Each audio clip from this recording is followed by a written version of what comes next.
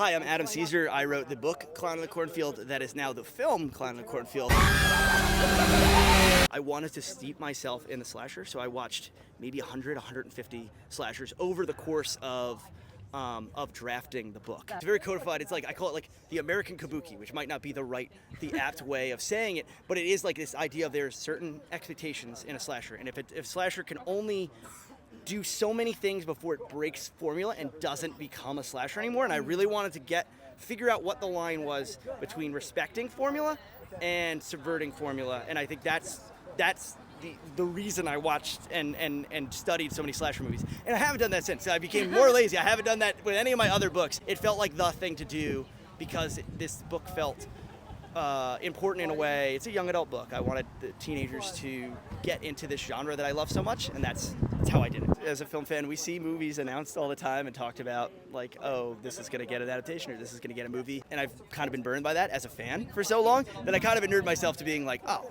you know, it's a really cool thing that they're thinking about movies, but I don't think it's ever going to happen. But I've never been more happy to be wrong. I was sent a version of Carter Blanchard's script.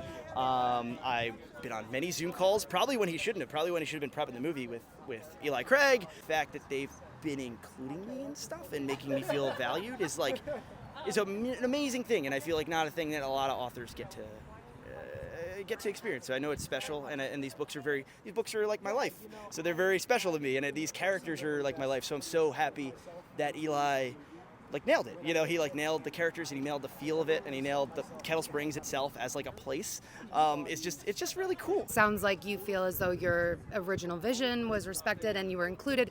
How might the movie be a little bit different than the book, if you feel that it is? I think it is, and I think that's one of its strong points. Actually, I think the fact that it is the characters of the book, and it is the story of the book and the heart of the book, but transposed through Eli Craig's vision is what I would want as a moviegoer. Like, I don't think book to movie adaptation should be a one-to-one. I think that's a fool's errand. I've been a fan of Tucker and Dale vs. Evil since it came out 15 years ago, and I love that movie. And to go from being a fan of someone to working with someone, best case scenario. Like, I can't think of a better case scenario for a creative and for a fan.